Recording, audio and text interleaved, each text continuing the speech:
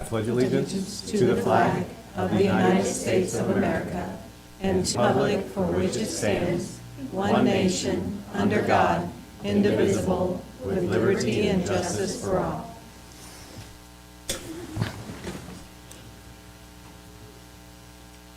All right. First up, approval of the agenda. Is there a motion? I move for the approval of the agenda as presented. Thank you. I will second. Got a motion and a second. Any discussion about the agenda? All those in favor, please say aye. Aye. Those opposed, same sign. Motion carries. Next up, approval of the minutes, the regular business meeting and work session of February 27th of '24. Is there a motion? I move that the board approves the minutes from the regular business meeting and work session of February 27th, 2024, be approved as presented. Thank you. Second. We have a motion and a second. Any discussion about the minutes? As there's none, all those in favor, say aye. Aye. Those opposed, same sign. Motion carries. This brings us to the public participation portion of our meeting. We do have 4 people listed on here, so we will go in order.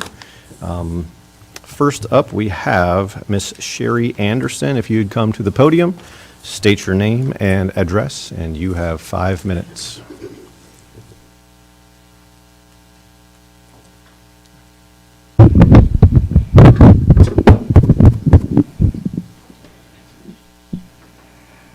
Good evening. I'm Sherry Anderson. I teach social studies at Kern Middle School, and I have more than 30 years' experience in teaching public education. I would like to discuss the proposed changes at the middle school, and I want to start by saying, if it isn't good for students, we shouldn't do it. Cutting teachers is not good for students. Cutting programs is not good for students. I reached out to some school board members, and I appreciate the 3 of you that were willing to talk to me and listen to me about the reasons why cutting teachers is a bad idea. I was told that with enrollment being low, cuts needed to be made in our district. What I would propose is to not cut teachers. Teachers are the reason we are a school district. Our whole purpose for existing is to teach children and hopefully help them become productive citizens in our country. The people most aligned with our purpose are teachers. If we have low enrollment and we have to make budget cuts, those should be somewhere besides the teaching staff. It should be people who have no impact on students. I would like to suggest that if the whole ESC shut down for a month, no children at Kern or Wilson would be impacted. None of them would feel it. But if you cut 10 plus teachers at those buildings and cut programs and change schedules, every single child will feel that impact. And it's not good, and we shouldn't do it. Block scheduling is not good for students. 85 minutes for math and language arts is too long. 42 minutes for science and social studies is too short. It's not developmentally appropriate, and class sizes will have to increase. I experienced block scheduling years ago at Kern and witnessed firsthand the frustrations of everyone involved, especially the students. You think anybody at ESC was impacted? As I explained my concerns to people, they said to me, well, you can't prove it's not good. I would like to know who thinks these changes are good, and where is that data? Where is the proof that block scheduling is good for students? Where is the proof that limiting science and social studies from an hour to 42 minutes is good for students? What proof supports limiting choices for electives at the middle school and increasing class sizes? Because after you take teachers away and cut programs, there are fewer choices for students in their elective classes.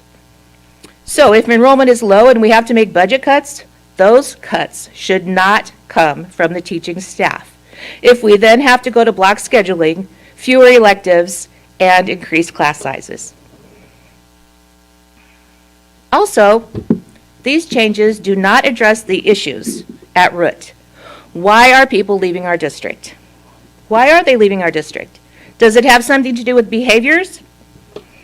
Does it have something to do with class sizes? Does it have anything to do with the grading system or the curriculum? Are there better sports or extracurricular opportunities someplace else? If those are the reasons people are leaving our district, how does cutting teachers and limiting classes and limiting choices address those issues? It doesn't, and it's not good for kids. I would like to share some of the conversation I had with our president, Jared Tripp, when we spoke over the phone. I shared my concerns with him just like I am with you right now. He told me that it's a building issue and I should talk to my principal. That's what I've been hearing. People talking to the school board and being told it's a building issue. Talk to your principal. Is it true that Amanda Jens and Wendy Lutz are in charge of these decisions? Because if Miss Jens is in charge, she would have chosen an alternative. She told me that. And we all know it's not her decision. That's why I reached out to the school board for answers. We ended our conversation with Mr. Tripp informing me that when he has problems at work, he goes to his manager, maybe his manager's supervisor, but he doesn't know the names of anyone on the board of his company, and he would never dream of calling the president of the board. Well, that president is not elected by the community and beholden to the people that elected him.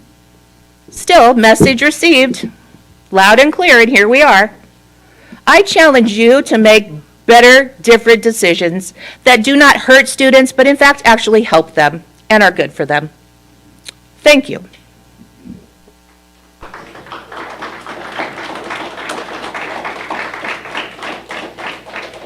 Thank you, Sherry. Next up, we have Jen Underwood. If you'd come to the podium.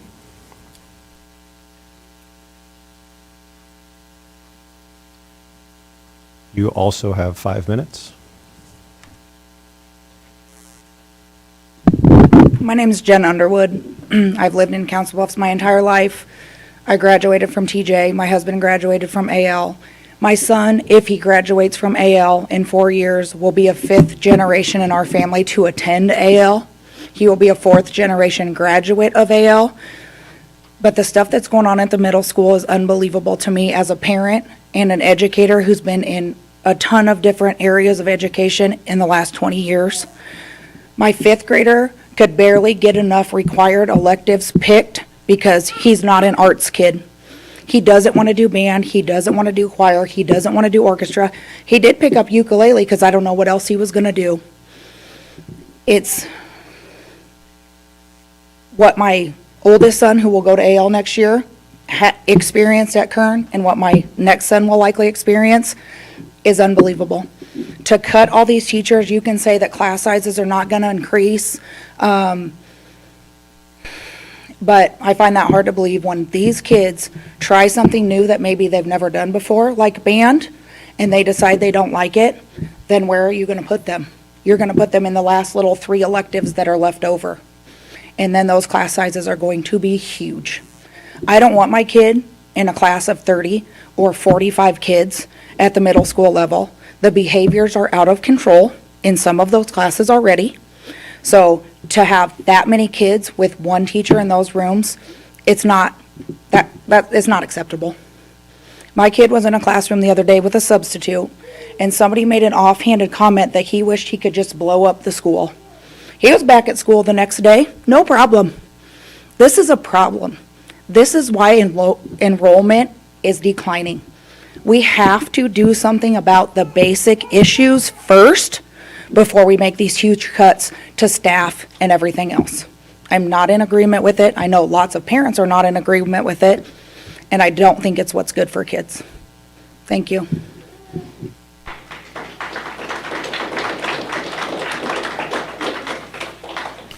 Thank you, Jen.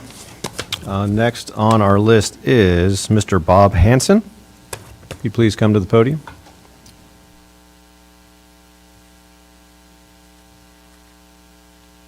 I think it's me, Bob Hanson. I'm the CBA president. It's Robbie Miller, the chief negotiator. You can both come up. We have some comments about our recent negotiations. Certainly. Yeah, thank you for taking the time to welcome and listen to us tonight. I've been representing the Council Bluffs Education Association as chief negotiator, and Bob is the CBA president. We, along with our team, have been working with district representatives over the last several weeks to negotiate salary for district teachers, as well as update and revise contract language. We are happy to report that we have reached an agreement We are proud of the work we were able to accomplish and know that it would not have been possible without positive collaboration of district representatives Gary Milborn, Julie Foster, and Amanda Jens. We are grateful for their willingness to hear our proposal and negotiate on behalf of the board. We are grateful for the opportunity to work together with the common goal of helping staff and students be the best they can be. We all want Council Bluffs Community Schools to be a great place to learn for students and a great place to work for educators. This contract is a movement toward that goal. Thank you, board members, for your continued support of teachers and the Education Association. And we look forward to continue working with Gary Milborn, the HR department, and the district as a whole in whatever endeavors we need. Thank you.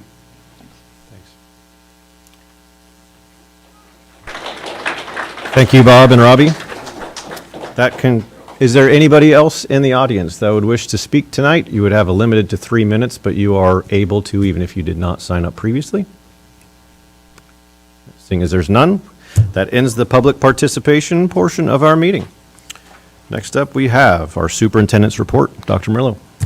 Thank you, Mr. Tripp. At this time, I'd like to invite Ms. Comine to the podium. This is the part of the meeting where we celebrate our students and staff and recognize the great work that they do.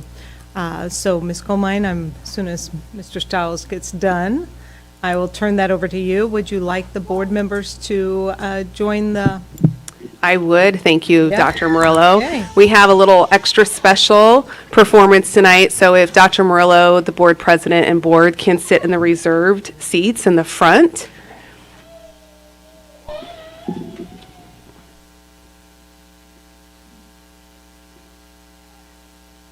Tonight we have the Jefferson Jazz, which is Thomas Jefferson High School's most elite a cappella jazz and contemporary pop singing group that performs throughout the community of Council Bluffs and also the state of Iowa.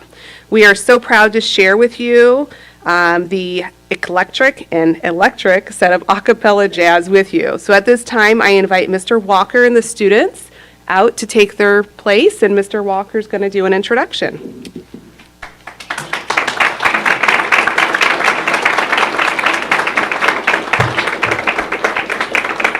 These kids that you see before you, these guys are not only very special to me, but very special to our music program at Thomas Jefferson. Among these people are the leaders of my choir, and then my son. So, but I just want to convey, can all of those who are seniors this year please raise your hand? So as you can see, I'm going to have a big turnover next year, but just to let you know, there are many talented kids coming up also. But these kids are very special to me, and I will truly miss them. And I hope you really enjoy our performance of Cheek to Cheek.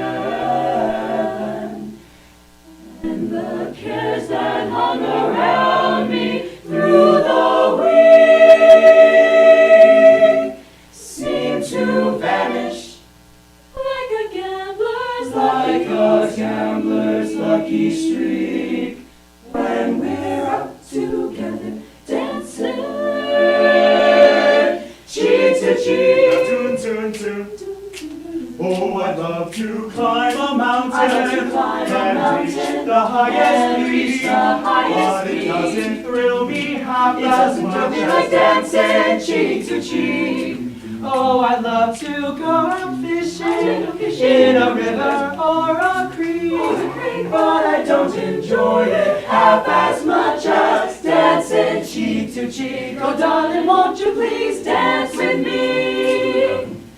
I want my arms about you. The charm about you will carry me through to heaven. To heaven. I'm in heaven, oh. And my heart beats so that I can hardly speak, But I seem to find the happiness I see when we're out together dancing, cheek to dancing, cheek to dancing, cheek to dancing, cheek to dancing, cheek to dancing, cheek to dancing, cheek to dancing, cheek to dancing, cheek to dancing, cheek to dancing, cheek to dancing. Cheek to dancing, cheek to dancing, cheek to dancing, cheek to dancing, cheek to dancing, cheek to dancing, cheek to dancing, cheek to dancing, cheek to dancing, cheek to dancing, cheek to dancing, cheek to dancing, cheek to dancing, cheek to dancing, cheek to dancing, cheek to dancing, cheek to cheek. I really wanna go dancing. Cheek to cheek.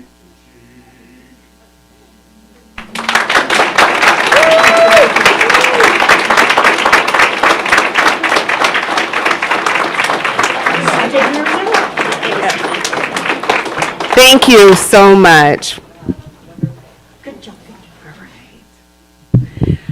And at this time, I'm going to allow the board members just to stay where you are seated since you look so comfortable, but I would like to invite Dr. Murillo and President Tripp up as we move on to our next star students. So we're going to start with our high school state bowling. We have two students, one from AL and one from TJ. The AL student is Carter Schwissow, and Carter was a 3A individual state bowling qualifier this past winter, and he placed 4th place, and it was a 3-game series of 681 in the state qualifying meet in Des Moines. And at the state meet, his 3-game series of 631 was an incredible games of 222, 188, and 221, which was good enough for a 24th place in 3A. Carter also led the Lynx at the Missouri Conference meet in Lamars with a 3rd place finish, earning first team all-conference honors, along with leading the Lynx boys team to the MRC team championship. So congratulations, Carter.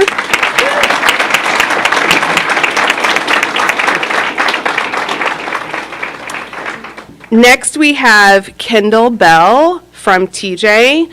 Kendall was a 2A individual state bowling qualifier in 2023 and missed the finals by 3 pins. That left him with a goal for 2024, which he focused on and met during the 23-24 school year. He was the Missouri River Conference champion and district runner-up. His average was a 215.65 during the course of the season, and he put it all together at the state tournament. He followed with a 234, with a 226, and then a 222 in the pre-bracket play for a 682 series. He followed up with a win over Lewis Central Bowler in the quarterfinal, and then knocked off a bowler from the Clinton River Kings to earn his spot in the final. Eventually, he beat a bowler from Denison Schleswig to clinch the championship. His final 3 scores were 224, 220, and 203. And in addition to the Missouri River Conference Champion Award and the State Champion Award, Kendall was also named the KMA Land Bowler of the Year. Congratulations, Kendall.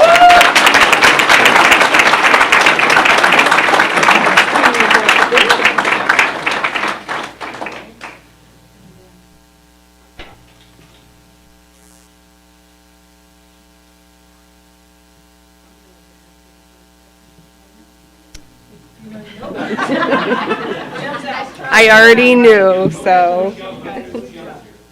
Oh, the coach is here. Where's the coach at? Come on up. Mr. Matthew Young. And I know Matthew well.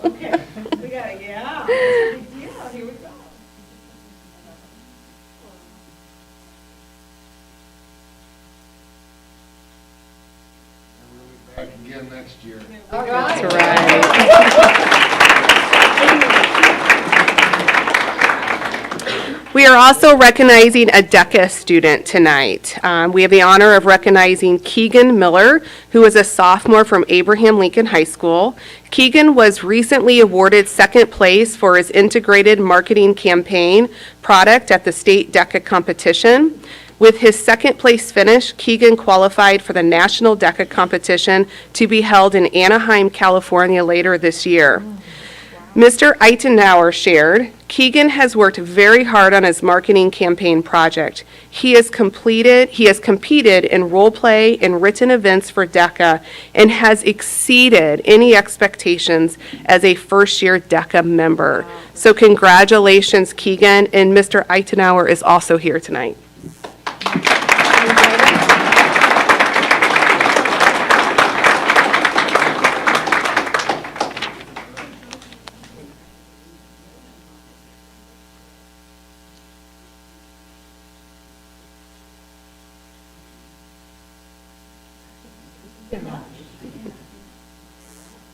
We also have some HOSA students that we are recognizing tonight. Our HOSA students participated in the Spring Leadership Conference in Des Moines on March 3rd and 4th. Their hard work and studying definitely paid off in many areas of the conference.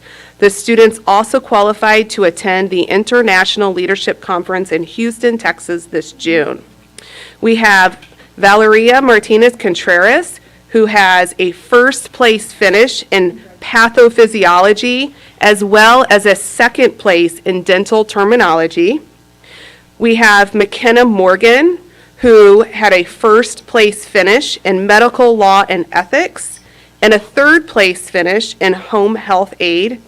And then also Kelsey Opal, who is fourth place and serves as an alternate in nursing assisting. And we also have Miss Patty Pettit, who is also here, who is the coach and advisor. So please give them a round of applause.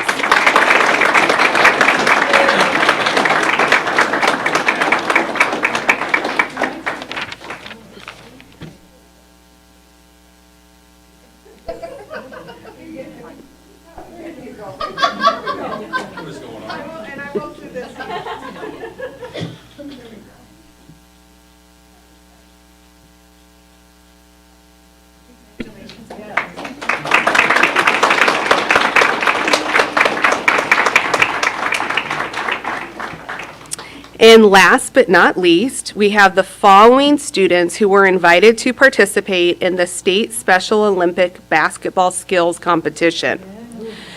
To be invited to the state competition, an athlete must receive first place in the area event, just to even attend. The Basketball Skills Area event took place on January 18th at the Iowa School for the Deaf. The following students and their parents accepted the invitation to participate and made the round trip to Iowa City to compete and did exceptionally well. These students competed in the following events of dribbling, shooting, and passing. We have Mason Bonham from College View with a first place.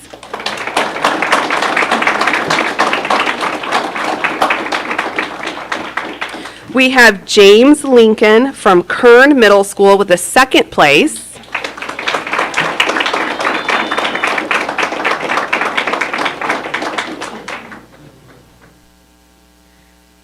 We have Abigail Zeitek from Kern Middle School with a third place, Z-Tech.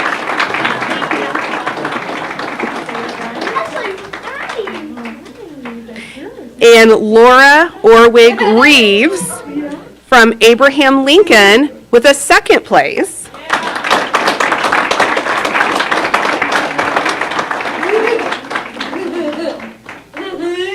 And then we also have a student that participated in the developmental dribbling portion of the competition and did exceptionally well.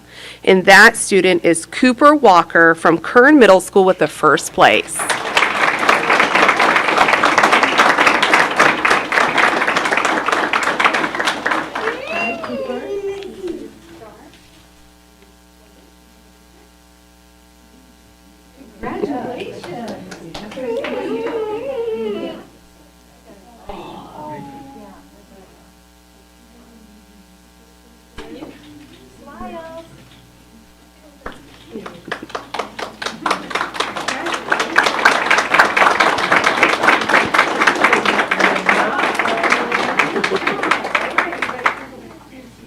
And in addition to the parents out there tonight, thank you so much for being here, all the coaches. We have our athletic directors, we have principals, we have Lori Duran. We have so many people here to honor these wonderful students. So thank you very much, and this concludes the STAR students.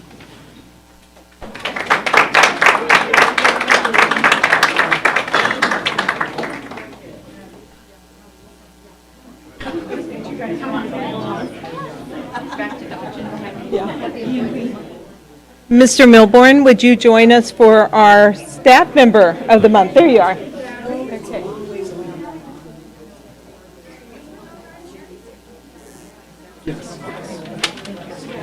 Spread out. I can get, yeah.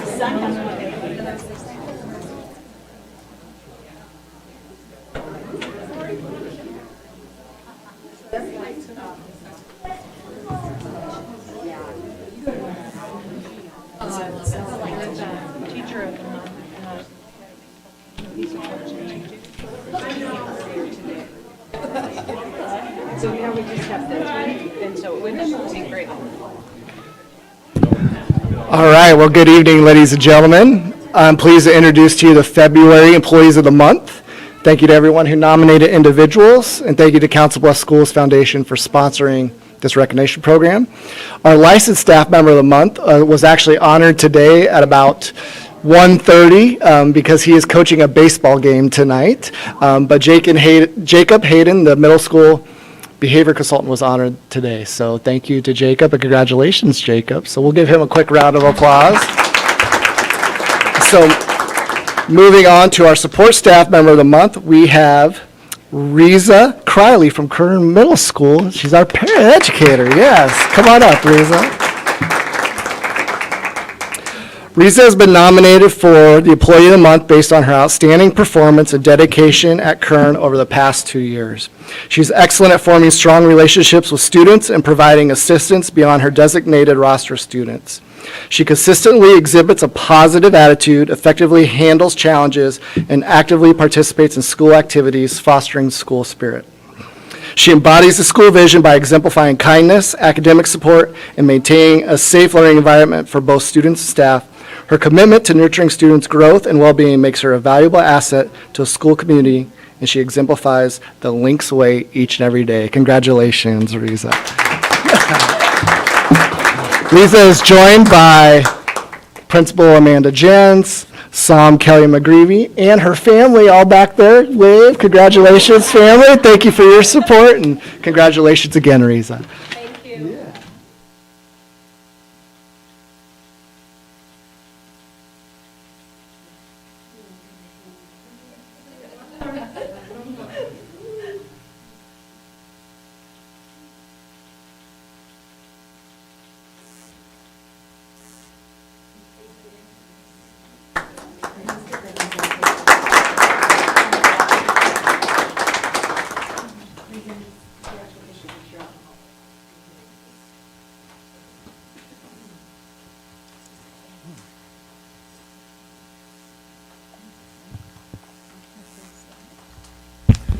Thank you again to all the staff and students that came to get recognized. This is definitely our favorite meeting of the month. I know it's only our meeting of the month this time, but it's our favorite one. Just seeing the excellence that all of our staff and students excel at is amazing. So thank you again. Great. Thank you, Mr. Tripp. And now we'll move on to our student achievement and our informational presentation. This evening, Dr. Matthews has the honor of doing both presentations for us, and just really excited to share an update around the student achievement and the work that's going on in our early childhood. And then also, the informational presentation will be around letters, professional learning. And it is something that's kind of new to the district, so we're really excited to provide that overview. So Dr. Matthews, the floor is yours. Thank you, Dr. Murillo, and good evening. It is my pleasure to provide an update on student achievement for our youngest learners in the district, as well as an update on our early childhood programming overall. There have been a lot of exciting changes since I shared an early childhood update last spring. This work does connect with District Strategic Goal 1 to improve academic achievement. I know our metric there is to have 60% of students being in those top 3 bands in MAP assessments by the end of the year. And we don't administer MAP in preschool, but we do know that the work we're doing in preschool and in early childhood programming lays that foundation so that students are ready for kindergarten and ready to excel when they do face that MAP assessment in kindergarten. So I mentioned a lot has happened in the last 9 or 11 months since I shared in April, and what a difference a year makes. Last April, I shared a progress on our construction at the Ann E. Nelson Early Learning Center with these photos, and since that time, we were able to have a successful ribbon cutting ceremony in August and open the doors to our students and families to welcome them. So I wanted to share some photos of them in some learning spaces at the Early Learning Center.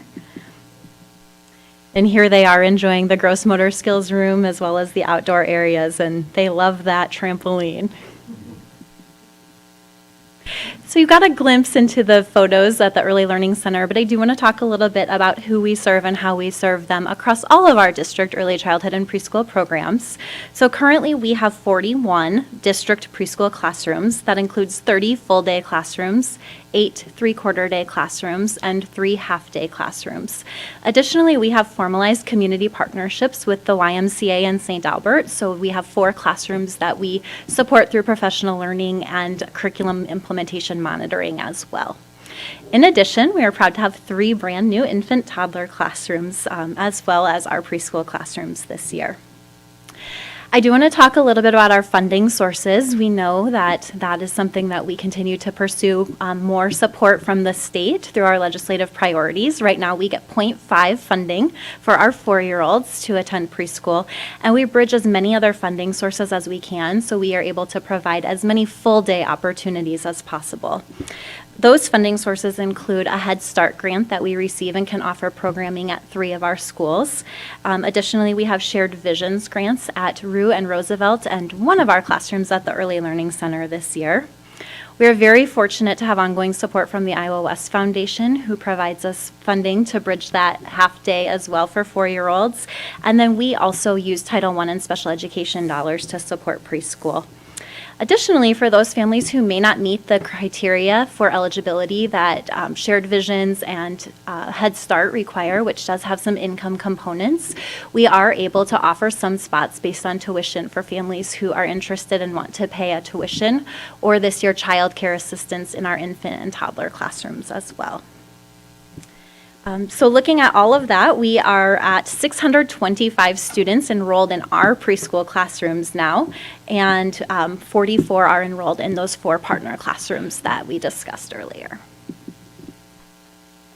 Before I get into the actual data, I wanted to talk a little bit about the assessment. I know this is the first time some of you are hearing about our assessment in preschool, and we use Teaching Strategies Gold to assess students, and that is the state-required assessment for statewide voluntary preschool programming for 4-year-olds, and it has a continuum, a progression of learning, so we are able to use it from our birth all the way through when they enter into kindergarten, and it does extend beyond that as well. It is an observation-based assessment tool, and it is ongoing. So teachers and teacher assistants in the classroom are constantly collecting data around 38 different research-based objectives in 6 different developmental areas, which are listed here: social, emotional, physical, language, cognitive, literacy, and mathematics. We formally checkpoint that data 3 times a year. So the fall checkpoint is in November, and that's important to keep in mind. They've had about 1/3 of their year of schooling at that point. It's not truly baseline. The second checkpoint is in February, and we just had that, and then we checkpoint again in May. But we're analyzing the data as we go throughout the year as well. This example here is just one of the objectives under that mathematics domain, and it's objective 21B, and it relates to understanding shapes. And I just wanted to show you this with that progression of learning that you can see. That orange band would really be those children in our 1 to 2-year-old classrooms, the yellow for that 2 to 3, the green is those 3-year-old preschool students, and then the blue is our target for those 4-year-old preschool students. Where it overlaps with purple is showing those kindergarten readiness skills. So in this example, we just see that progression where students are expected to match 2 identical shapes. So they might be doing a puzzle where they're putting a circle shape into a circle cutout, and that progresses to then they're able to identify a few basic shapes. So in their play, they might name shapes, they might be able to point out shapes in their environment, and then finally, when they're finishing in their 4-year-old year, they're able to actually describe some attributes of shapes. They might tell you, that's a triangle, it has 3 sides, different pieces like that. So you can see how that learning progresses throughout. Using gold with infants and toddlers is new for us, but it does really align nicely. We do have some of those domains where you might have noticed on here, there wasn't a space for that 0 to 1-year-old, which would be the color of red. We score those as not yet, and you'll see that on some of our data, but we still have Iowa Early Learning Standards to help us plan to meet their needs, and we look at where they're going, where that orange band would be, to say, we need to set up the environment so that they will be prepared to do these skills when they are in that 1 to 2-year-old space. So these are just a few photos of examples of how we're using that in our infant and toddler spaces. This first one on the left here is in our infant toddler room, or in the infant room, I apologize, and it's objective 7A, uses fingers and hands. And that progresses so that eventually students are using writing grips and able to grasp a pencil and use that to write. So we know we're developing those fine motor skills, that pincer grip, and they're putting pom-poms into a tube and doing that. In the next photo, objective 2C, that is an example of infants interacting with peers. We know that that interaction progresses. So right now it just looks like playing next to a partner. Eventually it'll be initiating play with another friend or peer.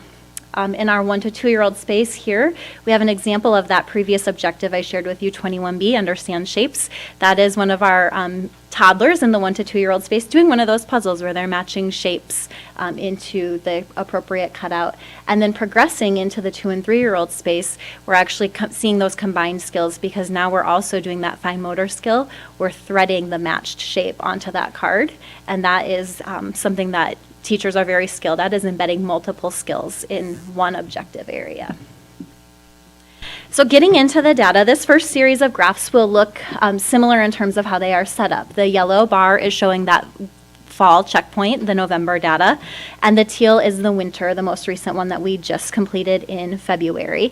And these will each show you the percent of students meeting or exceeding the widely held expectations for their age group or their color band in each of the 6 domains, left to right, as social, emotional, physical, language, cognitive, literacy, and math. This is our ELC 1 room, so this is our infant room, and you can see we're 100% across the board, and some of that is attributed to the fact that some of those are not yets, and so those count in our favor, but a lot of that is because they're doing really well, and they're progressing, and they're ready to move into that 1 to 2-year-old room, and we've been able to successfully do that. In our ELC 2 room, which is that primarily 1 to 2-year-old space, you can see we had great progress from fall to winter in all of our domains. The lowest one there is language at 75%, which is still a great benchmark. We know how much change there is in language development at that young age, and we're providing great language-rich environments to continue to encourage that growth. In our ELC 3 room, so that mainly 2 to 3-year-old space, again, we saw great progress and movement from fall to winter in each of our domains. And I should point out here that our end of year goal is 90% for each of these, and you can see we're exceeding that everywhere. And what the teachers are really skilled at doing is then looking at that next band to see where can I take them to even accelerate their learning further and get them ready for that PK 3 year. And then finally, this is all preschool students together, so our 3 and 4-year-olds meeting and exceeding widely held expectations. This is what we've presented on the past when we didn't have that infant toddler data. Again, very pleased to see the great growth and progression from fall to winter in every single domain. Especially pleased to see that math domain with that increase of 29%, but really across the board, 21 to 29% increases in each area. The next series of graphs will just show that historical data for each of those domains separately for our preschool students. So we will have, again, the fall is gold, teal is winter, and now we have the spring data in orange, with the exception of the 2019-20 year, the pandemic year, when we did not have a May checkpoint. And then this year, we have not yet done our May checkpoint. So in this first domain, social emotional, again, you can see that the trends for the 23-24 school year look pretty similar to those in the past. And these are skills that students are developing around managing feelings, following limits and expectations, forming relationships with adults and peers, some really important life skills that they will need to be successful in any area. In the physical domain, we look at both those gross motor and fine motor skills. So I referenced in some previous photos how those fine motor skills are leading to that ability to write well, and then also those gross motor traveling and balancing skills. And again, you can see that we had a nice 20% increase from fall to winter here, and we are pretty much on point with where we typically are at this time of the year. In the language domain, we assess both receptive and expressive vocabulary. So we're thinking about that continuation of understanding increasingly complex directions for that receptive vocabulary, and then being able to articulate your ideas, have exchanges with adults or peers back and forth in 3 or 4 exchanges as we progress to this preschool level. Again, pleased with this increase of 22% from fall to winter, and pretty much on trend with where we've been in the winter. You would see in 1920, we did have a great increase in this area, and that was when we really started developing our literacy maps, curriculum maps, which language is very interconnected with literacy. You'll see more about that in my next presentation. In the cognitive area, we look at students' abilities to attend and engage in age-appropriate tasks, demonstrate flexibility, persist in challenging tasks, sometimes we call that grit, and then remembering and connecting prior experiences. Again, very pleased with the results here, and consistent increases from fall to winter when we look at it historically over time. In that literacy domain, we cover a wide variety of skills, including rhyming, beginning sounds of words, letter names and sounds. They're starting to do some storytelling of their own or to recall information from stories that they've heard, writing their names, recognizing their names, drawings and some dictation, some invented spelling. A lot of skills happening here in this literacy domain.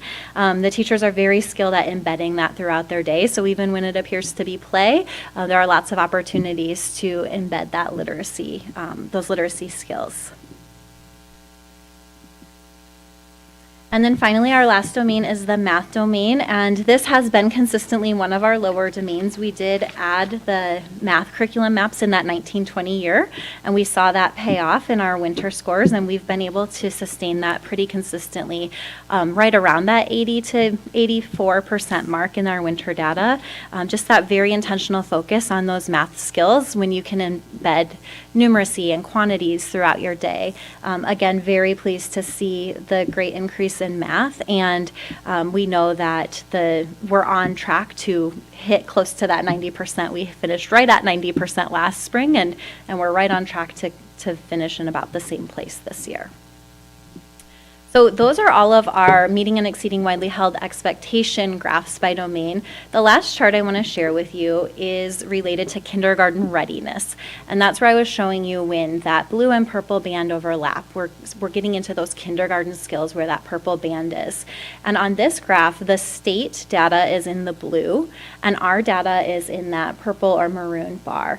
And what you can see is the percent of our Council Bluffs Community School District preschool students who are demonstrating demonstrating kindergarten readiness exceeds those in the state in every level. And there are over 19,000 students served in preschool across the state. So this is such a huge celebration and accomplishment, and just such an attribute to the great work of our preschool teams and the leadership that's been provided by Ms. Sanders in that area as well. So the teachers and TAs are just top-notch and very dedicated, and it's showing in the data. So we're very proud of the work that they are doing. But we're never done, so we have some next steps. We have been so fortunate to collaborate with both Juniper Gardens and the Iowa Department of Education on professional learning this year, and that has been for all of our programs, not just the programs at the Early Learning Center. And we are going to continue ongoing coaching and support connected to that professional development that is provided in collaboration with those great partners. We feel that the teachers in our district get such a great level of support, and they have been so pleased with the professional learning opportunities that have been provided to them as well. We will also have a continued focus on quality programming. We might be biased, but we feel like we have some very high quality programming. And last year I shared with those of you who were here that the standards for evaluating the quality of programming has changed from previously QRS, a quality rating system, to this new IQ4K, Iowa Quality for Kids. And we went through the process to apply for our first IQ4K rating last school year in all of our existing preschool programs at that time. And it is intense, the amount of professional development, training, and different pieces that have to be in place to achieve those levels. There are 5 total levels, and we started with a level 3 rating because we do need to complete some early childhood PBIS and ITERS and ECHRS trainings. And so we're working through that. Our goal is to apply next year for a level 4 for all of those schools, while we are also applying for a level 3 for our Early Learning Center this year. And we work with Child Care Resource and Referral on that. They've been a great partner in helping us get that first level and then continue to increase our levels each year. And enrollment for the 2024-25 school year is also underway. We have already begun the process for infant and toddler applications and offers. In fact, we have a wait list of 21 infants and toddlers for the 2024-25 school year, and additional families still working through the application process. So that is very exciting. We will hold our district-wide 4-year-old preschool screening on April 8th, where families who have children who will be 4 as of September 15th of this year can go to any of our elementary schools or the Early Learning Center for that screening process during the day. And then additional screenings on April 3rd for 3-year-olds, which is full, and then on May 8th and 15th for 3s and 4s. So we're very excited to be starting to welcome our new class of early childhood students. With that, I would be happy to take any questions you may have. I just have one quick question. I feel like I should know the answer to this, but I don't. So when you mentioned there was like a percentage of students who are kindergarten ready and things like that. Now, along with these, assessments that get performed on the kids, you can also start to tell if there's possibly signs of, like a student might maybe need an IEP when they move into kindergarten. That's possible, right? That's definitely there. Yes, we actually serve preschool students on IEPs as well. Yeah. Yes. Okay, that was the one part. I wasn't sure if that was able to start in preschool, if that was just in kindergarten. Yes, so, okay. it does. All right, that was my only question. Thanks. I'm sorry. Yes. 3-year-olds can enter preschool with IEPs or with concerns, and we can work through that process to see if they need additional interventions or supports. That's good to know. Thank you. I just want to commend you and your staff. I mean, it's clear by the data that this is working. The drastic increase you're seeing from fall to winter, that's, the proof is there. So, good job. So now for our informational presentation, Dr. Matthews will present on our Letters Professional Learning. And I'm very excited.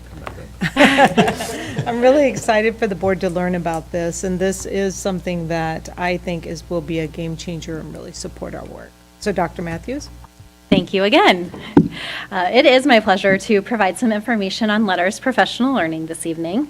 Again, this is connected directly to District Strategic Goal 1, Improve Academic Achievement.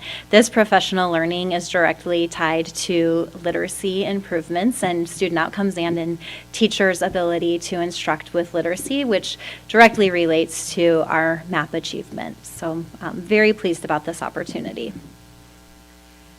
Your first question might be, what is LETRS, especially why is it spelled that way? And in education, we love our acronyms, of course, so this is another acronym. LETRS stands for Language Essentials for Teaching, Reading, and for Teachers of Reading and Spelling. And this is a professional learning opportunity that is comprehensive, and it is rooted in the science of reading. And the science of reading is a vast body of research, and it comes from multiple fields, not just education. That includes linguistics, psychology, and neuroscience as well. And it derives from multiple studies that explain how individuals learn to read and the practices most effective in maximizing student literacy outcomes. This body of research really informs the what and the how of teaching literacy. It kind of unlocks that mystery of how students learn to read and put all the pieces together. It does teach the skills needed to master the foundational and fundamental components of reading and writing instruction, which are listed out here. Those include phonological awareness, phonics, fluency, vocabulary, comprehension, and written language. So it's very complex when you think about all that goes into literacy instruction. Also important to understand what LETRS is not. LETRS is not a program, it is not a curriculum, and it is not an intervention. It is truly that knowledge base for educators and practitioners that can be used to make any curriculum or intervention more effective with students. So why is LETRS so important in the context of this conversation? If you didn't get it from the previous slide with those 6 bullets, it's because teaching reading is extremely complex.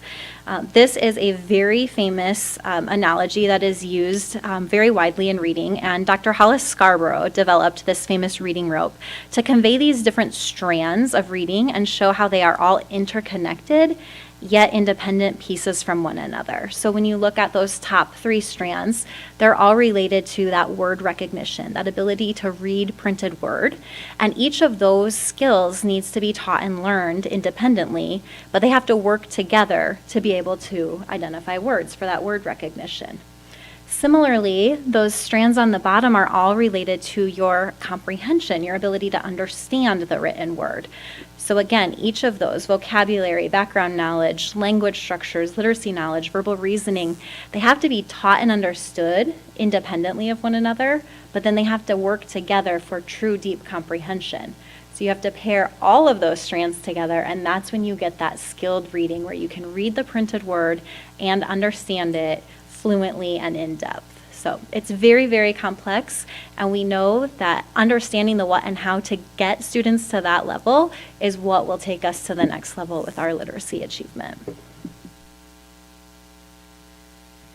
That's where LETRS comes in. It is, again, that professional learning. It's based in 4 essential elements. I've already discussed with you that science of reading, that complex cognitive science of how a child acquires literacy.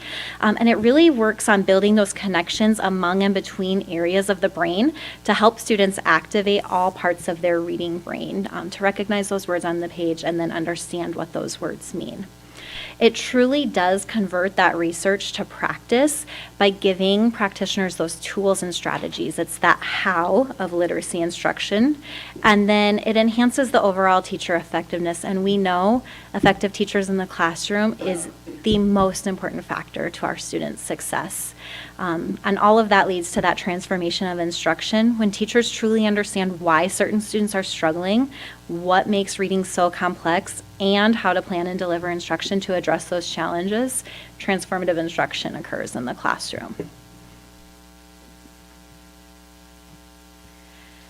So So Letters is definitely a commitment. It is a 2-year professional learning journey where there are 2 different volumes. In year 1, you complete 4 units for volume 1, and in year 2, you complete another 4 units for volume 2. And you can see the breakdown of the hours there over that time. So in that 2-year course, participants will complete approximately 50 to 60 hours of online coursework. In addition to that, there is a print manual with required readings, between 19 to 28 hours, depending on your reading speed there.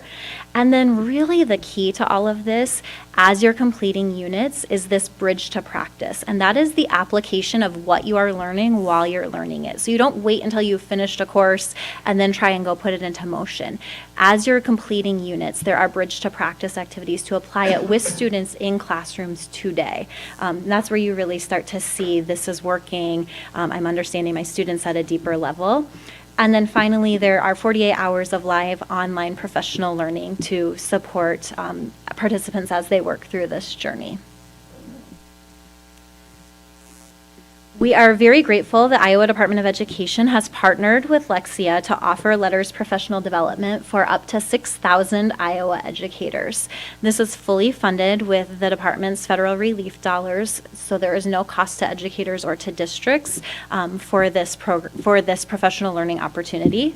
And participants can receive graduate credits for licensure renewal as well if they choose to do that. So we have been very pleased with the commitment and dedication of our teachers. We have 82 total participants to date.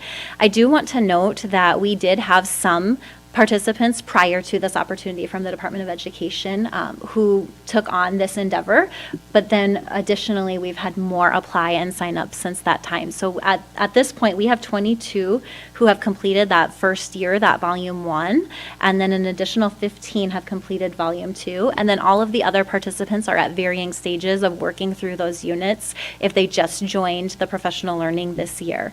The graph shows a breakdown of our participants by their different roles, and you can see 31 teachers in kindergarten through 2nd grade are participating. We have 17 teachers in our 3rd through 5th grade classrooms, 10 of our special education teachers, 9 literacy coaches, 7 of our reading interventionists, and then 8 in this other category, which includes EL teachers. We have some principals who have gone through it, our IB coordinator, and our elementary ELA curriculum specialist. So we're very pleased to see this, and we're continuing to encourage that as a next step. And I can share all of this information, but I thought it would be really beneficial if you could hear some words from the participants. So I reached out to those who have completed at least a volume and have been able to do that bridge to practice and apply their learning with students. And I wanted to share a few words of what they've had to say. A 2nd grade teacher said, "Letters reminded me how important phonics is for students learning how to read and gave me instructional strategies I can use with Wonders." An elementary literacy coach said, "Letters training was the pedagogy I didn't know I was missing leaving college. It's improved my instruction by allowing me to rely on neurological science to make informed decisions for students while following a curricular resource. Application has been the greatest part of this learning. We use our learning daily during all components of instruction. We continue to read, reread, and analyze the science to incorporate intricacies into our Wonders curriculum so all children become readers. It is the single biggest agent of change in my professional career thus far." And what really stood out to me about this particular quote is that first line, "I didn't know I was missing leaving college." And a recent study showed that only 51% of teachers leaving college have the professional learning around literacy instruction that they need to be successful in that area. An elementary EL teacher said, "Letters has provided me with more knowledge, tools, and practices that have changed the way I think about teaching important skills like phonemic awareness, phonics, and high-frequency words to some of our most fragile learners. Students are able to orthographically map patterns in words to help them decode and encode many words instead of just memorizing a few new words each week." And our elementary literacy curriculum specialist was able to instantly apply this in practice. She said after completing volume 1, I was able to jump in and support a teacher with possible next steps for a student because it was directly related to what I had just been learning. It was an incredible moment and happened organically. And this is such a great testament to some of our teacher leaders participating in this and being able to share their knowledge with others who maybe haven't had the time or opportunity to complete this professional learning yet. And then finally, an elementary principal who really made it a commitment in her school to have as many teachers go through this professional learning as possible said, providing letters training to our teachers has had a direct impact on student learning. Teachers have a stronger understanding of how to best teach reading and writing, and this understanding empowers them to make strong instructional decisions. They understand the reasoning behind curricular concepts and are better equipped to differentiate to meet student needs. And we are seeing those results in their student achievement data as well. So next steps for us related to letters is we are encouraging letters enrollment through the Iowa Department of Education opportunity. They recently, just in this month, opened a third opportunity for participants to apply and sign up. So we've been sharing that. That group of applicants, if accepted, would start this in August for their year 1. We are embedding learning from letters into differentiated professional learning for teachers. So those who maybe haven't gone through this, we're giving them some of that background and science of reading to apply as appropriate. And then applying that learning through coaching teachers and instruction with students, like that quote I shared from our curriculum specialist, on the job, embedded, working side by side with teachers, with students to apply that learning. And then we're considering additional professional development for teachers who are unable to complete letters at this time, as we know it is a big time commitment, and we have to look for other ways to share this knowledge and these resources with those teachers. With that, I'll be happy to answer any questions about letters.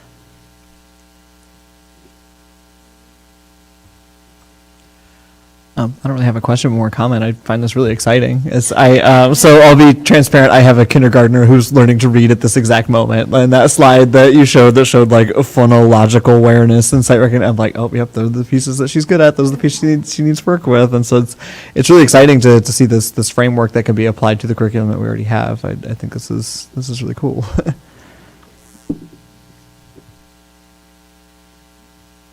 All right. Thank you.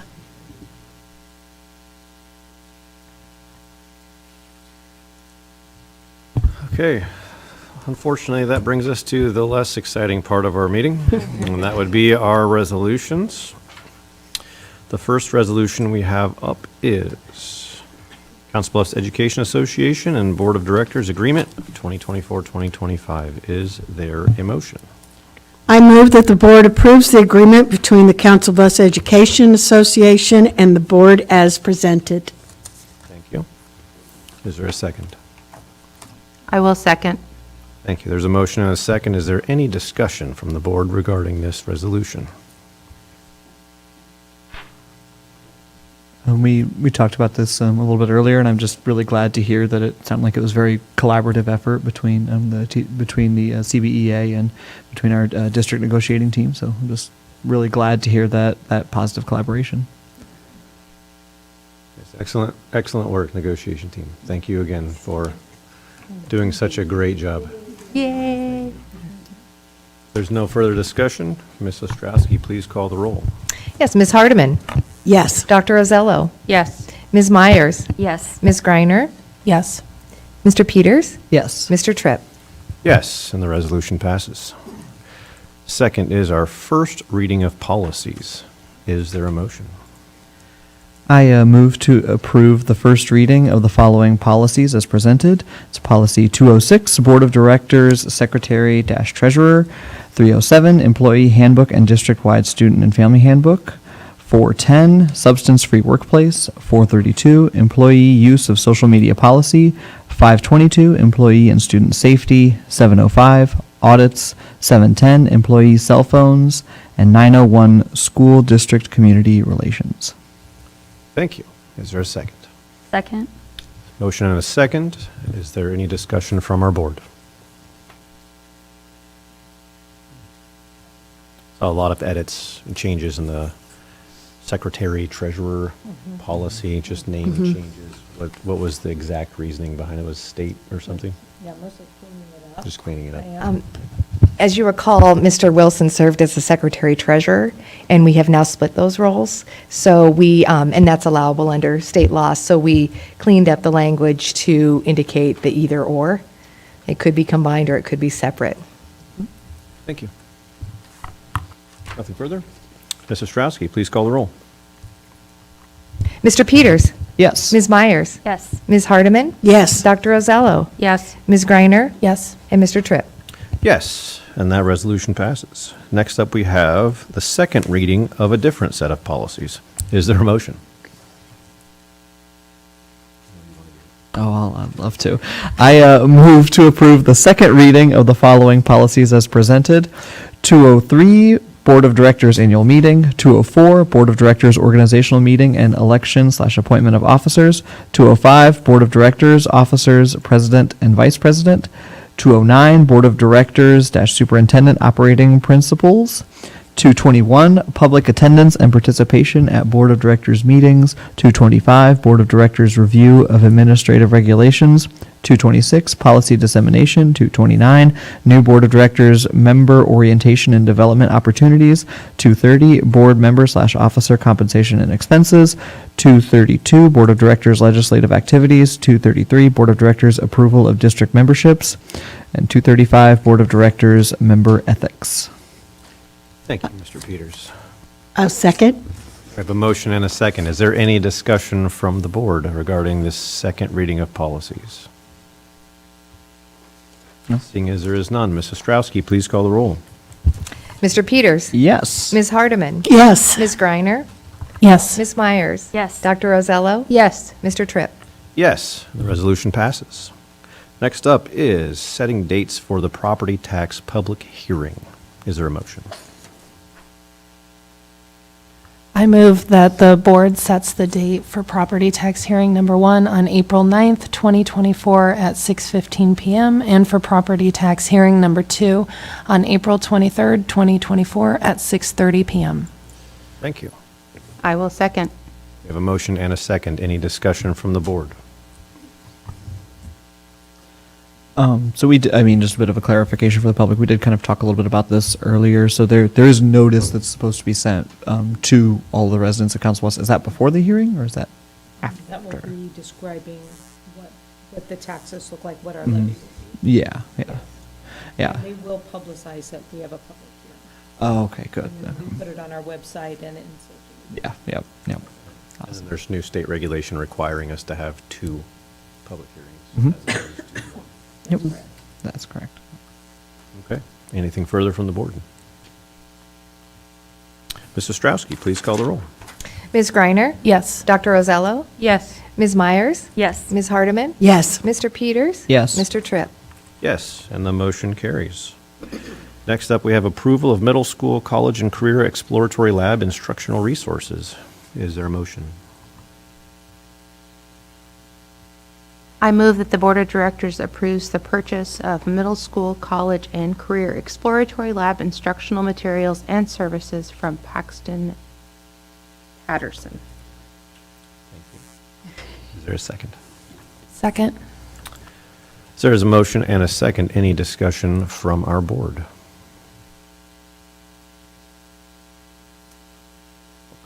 Mrs. Strowski, please call the roll. Dr. Rosello? Yes. Ms. Greiner? Yes. Mr. Peters? Yes. Ms. Hardeman? Yes. Ms. Myers? Yes. Mr. Tripp? Yes, and the motion carries. Next up, we have a date change for the second May board meeting. Is there a motion? I can move that the board approve the change of our board meeting from May 28th to May 21st.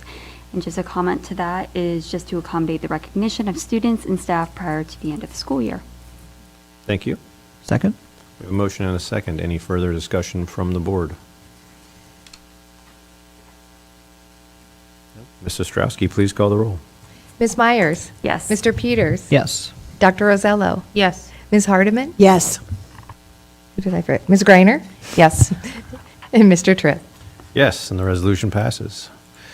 Last for our resolutions is district mower replacements. Do I have a motion?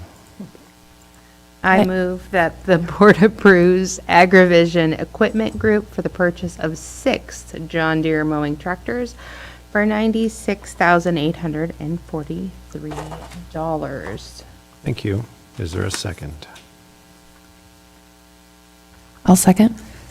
There's a motion and a second. Any discussion from the board regarding the purchase of lawnmowers? What year are these mowers? I mean, we Our current state what we're trading in, the years of what we're trading in, but not the years of what we're purchasing, whether they're 24 or 25. They'll be 24, correct, Mr. Stahl? Yeah, they will be. They'll be new. Okay. Anything else from the board? Mrs. Ostrowski, please call the roll. Dr. Rosello? Yes. Ms. Griner? Yes. Mr. Peters? Yes. Ms. Hardeman? Yes. Ms. Myers? Yes. And Mr. Tripp? Yes, and the resolution passes. That brings us to our consent agenda. Our consent agenda consists of student teachers practicum students and field experience observation students that we host during the year. Approval of a revised symphonic band and marching band course description, which is now going to include ninth graders the opportunity to try out for the symphonic band and marching band. Approval of agreements for CTE and TAG consulting services. 2 special education contracts between Ames Community School District and College Community School District of 4 Oaks.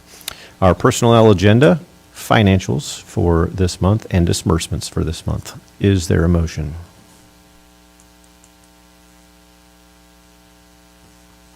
I can move to approve the consent agenda as presented. Thank you. Second? Motion and a second. Any further discussion regarding the consent agenda? Just to comment that I'm excited about the symphonic band / marching band, the change in the description. I think it's good. It's fantastic. Sorry, I got to get my band nerd quotes in. Hey, the more opportunity we can offer. Yeah, there we There go. are some incoming 8th graders who are All right, outstanding. Mrs. Ostrowski, please call the roll. Yes. Mr. Peters? Yes. Ms. Hardeman? Yes. Ms. Myers? Yes. Dr. Rosello? Yes. Ms. Griner? Yes. Mr. Tripp? Yes, and that ends our business for this evening. Meeting is closed.